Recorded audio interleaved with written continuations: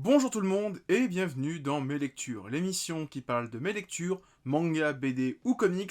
Aujourd'hui, il y a un comics et beaucoup de mangas, avec toujours pas mal de spoils. Donc, si vous n'êtes pas à jour sur un titre en particulier, faites attention. Et de toute façon, il y a le chapitrage et en description, il y a le timer de chacun des mangas dont je vais parler aujourd'hui. Donc, vous êtes plus surpris, vous connaissez la rengaine et on commence maintenant. Alors je vais sûrement me répéter plusieurs fois dans cette vidéo parce que je me suis rendu compte qu'il y avait 4 mangas qui se terminaient et on commence avec Uchijima, l'usurier de l'ombre, tome 46. 46 et dernier tome de la série, avec écrit votre dette est remboursée. Ça colle parfaitement avec tout l'univers de la série où on suit Uchijima qui est un Yamikin, alors en français un usurier, donc quelqu'un qui prête de l'argent à des gens dans la bêche. Il faut qu'il le rembourse avec un taux d'intérêt assez intéressant, sauf que c'est tous les jours le taux d'intérêt, donc ce qui fait que ça augmente très rapidement. Et quand on ne rembourse pas, il te pète la gueule, ou les dents, ou les bras, ou toute autre chose. Et depuis alors quelques temps, il y avait une montée en puissance et en violence du fait que les clients d'Ujijima étaient de plus en plus dangereux.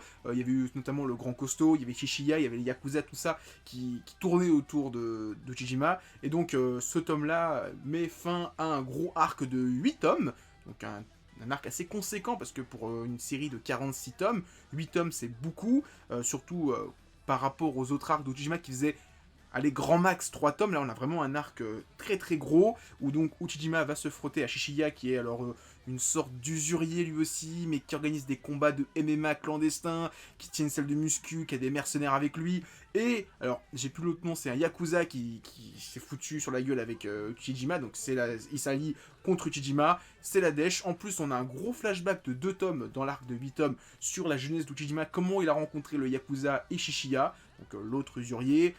Tu vois Uchijima qui est vraiment mis à mal, et j'avoue que je m'attendais un petit peu à la fin, vraiment la fin du manga, mais je m'attendais pas que ça soit de cette manière. Parce que, quoi qu'il arrive, l'univers de Uchijima est sombre, et dur, et violent. Alors je m'attendais à ce que ce soit pas une happy ending, que ça soit une fin triste, une fin horrible. Mais je m'attendais pas que ça soit de cette manière-là. Alors pour faire simple, je vais expliquer, je vais la spoiler. À la fin, Uchijima meurt. Pour moi, c'était tout à fait logique qu'il meure. Il a gravité autour de mecs dangereux, il a survécu plusieurs fois à la dèche, il s'est fait couper une oreille ou des doigts, on lui a recousu, et en fait il se fait tuer par un client lambda. Comme ça, un mec que tu vois vite fait de temps en temps dans un chapitre de tout l'arc, tu dis bon, on s'en bat les couilles, et c'est ce type-là qui va tuer Uchijima. Pas les Yakuza, pas le grand costaud, pas tout ça. Non, un mec lambda, et c'est pour moi, ça nous montre que l'univers de Uchijima est dur et que n'importe qui peut le tuer. Ça aurait pu être le Yakuza, ça aurait pu être le mec de la salle de muscu qui fait de la MMA, et non, c'est juste un mec avec un couteau qui le tue. Enfin, j'avoue que j'étais un peu... Oh, mais c'est logique avec tout l'univers qui a été construit, et j'ai hâte de lire le prochain manga de l'auteur. Alors je sais qu'il va faire, ou il a fait un spin-off sur un des personnages qui est un antagoniste pour Uchijima.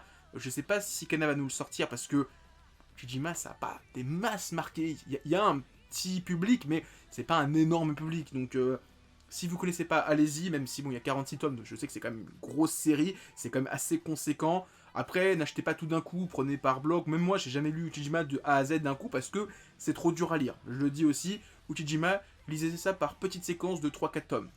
Peut-être un peu plus si vous êtes courageux, mais c'est tellement dur, tellement sombre, tellement glauque que vous allez avoir la chiasse et vous n'allez pas avoir envie de continuer. C'est mon avis personnel, mais je savoure ça tout doucement. Dead Demon, Destruction, tome 9, donc la série de Inyo Asano, dont je vais dire un truc un peu plus tard dans ce petit moment.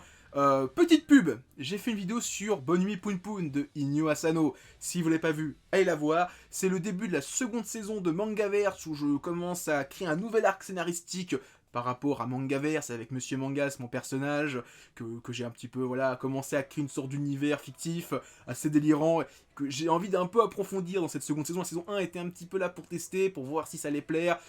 Tout le monde n'a rien dit, donc je pense que tout le monde a bien aimé, sinon tout le monde m'aurait insulté.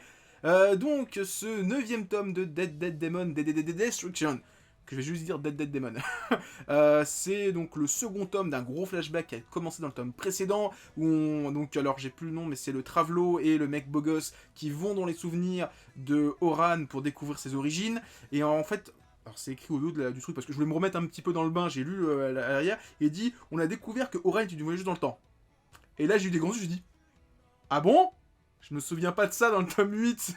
Donc j'ai lu le bouquin, donc vraiment cool de voir un petit peu la relation Kadode-Oran, où au début Kadode était vraiment une sale gamine, vraiment, comment dire, une otaku pour souche qui est chez elle, et on découvre qu'elle avait découvert des gadgets qui ont un petit peu un lien avec Isoban, donc le champignon Sgeg qu'on voit au début de tome et en fin de tome. Elle avait un stylo magique qui tuait les gens, et elle s'est prise pour une justicière. Et alors après, il y a un gros délire, voyage dans le temps, où en fait, Oran retourne dans le passé pour empêcher tout ça, pour faire que Kadode devienne, entre guillemets, gentille. Et alors j'ai été un peu perdu de ce délire de voyage dans le temps, où ils disent, tu voyages pas dans le temps, c'est ta conscience, toute ta mémoire qui va retourner dans le passé pour empêcher ça. Et j'étais un peu perdu, et après je me suis dit, merde, c'est quoi le rapport avec la société japonaise post-Fukushima? Parce que là, j'avoue que j'étais. On nous l'a vendu comme ça, comme Dead Demon. J'ai jamais vu trop le rapport avec la société japonaise post-Fukushima. Alors peut-être parce que je ne suis pas japonais et j'ai pas vécu post-Fukushima. Mais j'avoue que on m'a toujours vendu ça comme ça. C'est toujours dans le petit encart du tome 1, on te le vend comme ça. Et j'ai jamais compris trop le rapport. Et plus ça avance, moins je vois le rapport. Si quelqu'un a compris le rapport, dites-le moi en commentaire, je veux savoir. Mais c'est toujours un plaisir à lire, à regarder. J'adore Inyo Asano, j'adore ses mangas, mais j'avoue que je suis un peu perdu et il faudrait vraiment que je me refasse un jour la série de A à Z, mais je pense que je ferai ça quand la série sera terminée pour bien tout comprendre et tout saisir. 36e et dernier tome de Shokugeki no Soma Food Wars en français, donc deuxième manga qui se termine dans cette vidéo, en demi-teinte. Alors l'arc du Blue pour Avasue, on va le dire, mais la fin en elle-même, je suis moyennement déçu. Alors, on a les origines du père de Erina et de sa mère, comme Mana, si je dis pas de conneries, que j'ai trouvé très intéressant par rapport à l'arc du père de Erina, et donc on comprend maintenant ses ambitions, et je trouvais ça très intéressant, ça a remis le personnage au goût du jour, et ça me permet de... Si un jour je relis Food Wars, et c'est prévu pour une vidéo, un de ces 4 mangaverse, si un jour je relis pour un mangaverse Food Wars, et ben je trouve ça très intéressant parce que je vais avoir une nouvelle vision du père de Erina durant ce gros arc qui était l'un des meilleurs arcs de Food Wars. Par contre, le combat final Soma Asahi pour Avasue, quand on nous dit en fait t'as aucune personnalité, ça se ressent dans tes plats, ben c'est un petit peu comme ça qu'a perdu Soma à la fin de l'arc du tournoi d'automne, si je dis pas de conneries. Ce qui fait que j'ai trouvé que c'était un petit peu nul à chier.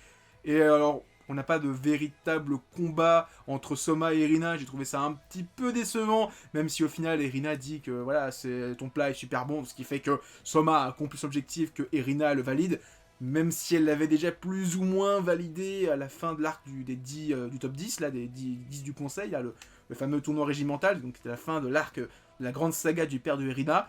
Donc j'étais un peu déçu. Par contre, le dessert, donc les 3 gros chapitres, bon, faut parler vite fait de la page couleur ou c'est méga fan service, mais voilà, mettons ça de côté. Je trouve que les 3 parties du passé, enfin du dessert, avec le passé, le présent et le futur, très intéressant, c'était vraiment un épilogue parfait. Alors, je m'attendais vraiment à ce que Soma arrive avec Erina, avec elle soit en cloque, et dit voilà, on va voir mon gamin. Mais non, c'est bon, ils en ont assez, les auteurs de manga, de faire Génération 10 ans plus tard avec nos enfants. Ils arrêtent, ils ont pas hâte de faire ça. En parlant de Génération, j'ai beaucoup aimé le passage où on découvre que le grand-père de Erina a fait en sorte de recruter les meilleurs cuisiniers d'une génération pour faire en sorte que Erina soit protégée. Donc tu découvres où en fait tu dis, tiens, il y avait quand même des super éléments, bah c'est normal en fait, c'est le grand-père qui avait prévu tout ça, je trouvais ça très intéressant. Donc voilà, j'ai bien aimé la fin, enfin le dessert, autant l'arc final, le Blue pour Avasue. Alors on va faire une petite pause, on va arrêter de parler de manga, on va parler d'un comics, on va parler de The Boys, tome 5 sur 6. Donc c'est l'avant-dernier tome de la série de comics The Boys par Garcenis et Derek Robertson, qui est en ce moment adapté sur Prime Video avec la saison 2. Donc si vous avez Amazon Prime, allez-y.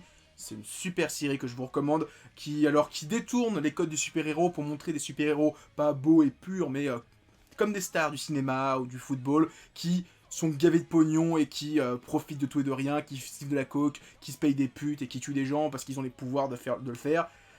Franchement, allez voir la série, elle vaut le coup. Et en fait, il me restait les 2 derniers tomes à lire, et j'ai attendu, je dis bah tiens, en ce moment il y a la saison 2, j'avais envie de relire de lire la fin en fait de The Boys, et je me dis je vais en profiter, ça va me faire peut-être un petit peu de référencement facile sur YouTube, même si on est à l'épisode 4 aujourd'hui, si je dis pas, non 5, l'épisode 5 aujourd'hui si je dis pas de conneries. Alors là aujourd'hui on est lundi pour moi, pour vous ça sera vendredi, donc l'épisode 5 sera sorti, j'espère qu'il sera bien. De toute façon depuis le début la saison 4, la saison 2, les 4 premiers épisodes étaient oufissimes, donc je pense que les 4 derniers vont être oufissimes. Donc dans ce 5e tome de The Boys, il se passe pas mal de choses.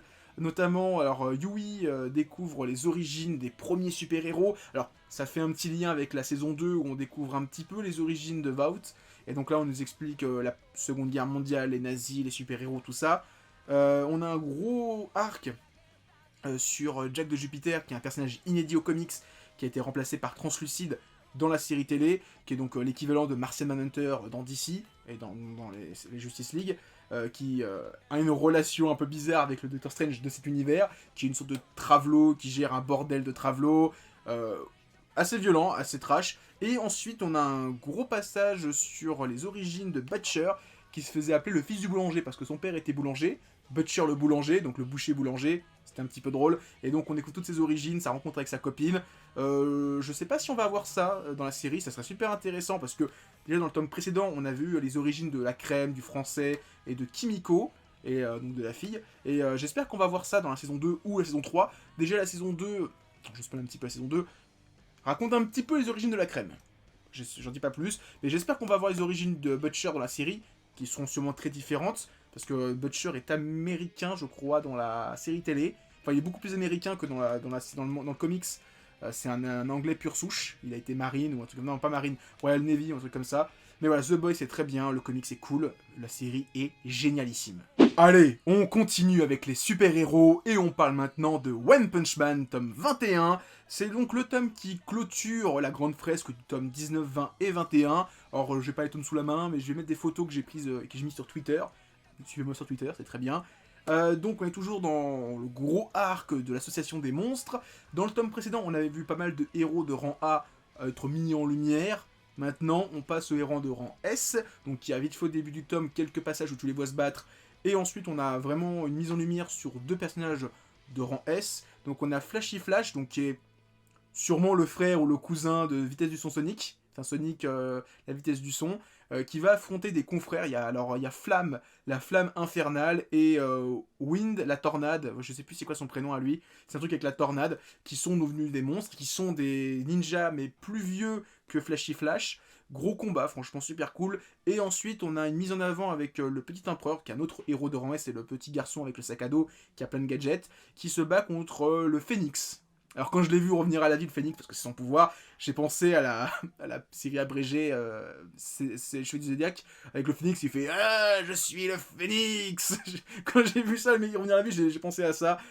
C'est con, mais voilà. Voilà, franchement, je trouve que en ce moment, dans One Punch Man, on est dans un arc super intéressant. Alors, j'ai trouvé l'arc de Garou un petit peu chiant, l'arc tournoi un peu chiant, et là j'avoue, le fait de voir plein d'adversaires, tous les héros se battre, avoir des grands moments, c'est cool.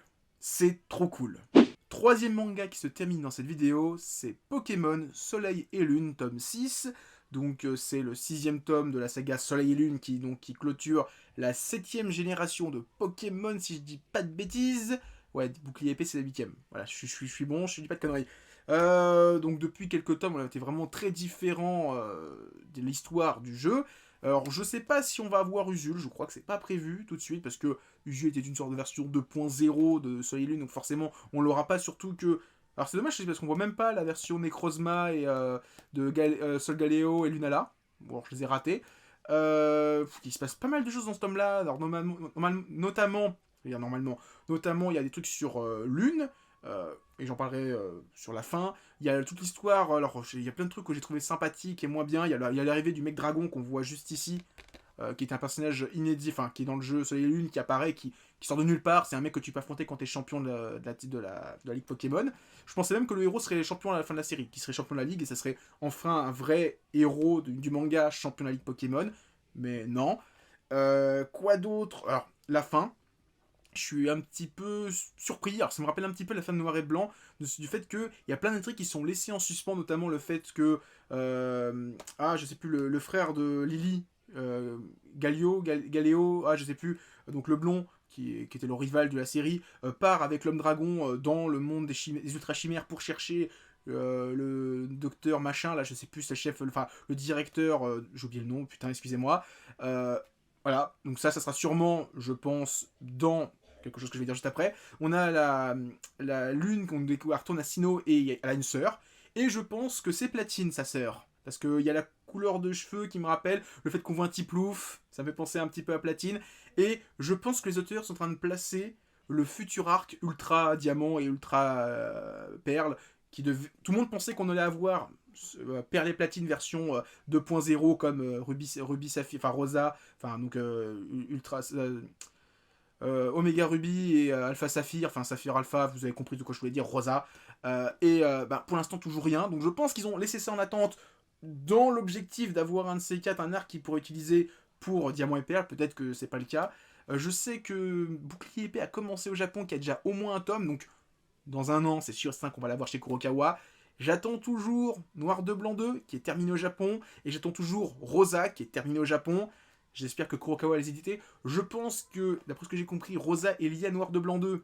Donc, ils vont d'abord faire Noir de Blanc 2, après Rosa, peut-être dans un gros bouquin, et d'ici là, j'espère qu'on va avoir Bouclier épée, ce qui fait que, s'ils font tout ça, alors c'est un gros si, on aura enfin tout Pokémon, la grande aventure, chez nous. Ça, c'est cool. Orient, tome 3, c'est le tome qui met fin à l'arc du château de Samidare, avec le personnage de Tsugumi, qui est en couverture, qui, c'était de toute façon ultra prévisible, rejoint le groupe qui est donc composé de Musashi et Kojiro. J'aime beaucoup le chapitre où...